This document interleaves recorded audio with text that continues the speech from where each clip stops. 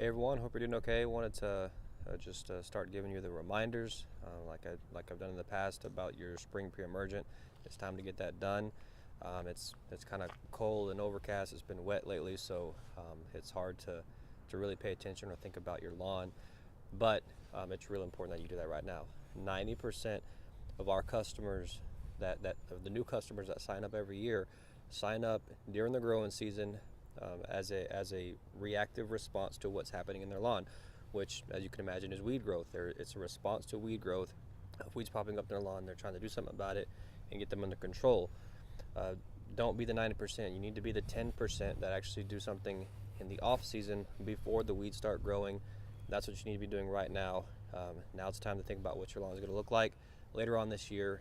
So get out there, whether you do it yourself or have somebody do it. Get a pre-emergent put down in your lawn. Now we've got about 6 weeks before the deadline is here for an effective pre-emergent application. So hope that helps. Let us know if we can help you with that. We'll be glad to. Let us know if you have any questions. Thanks.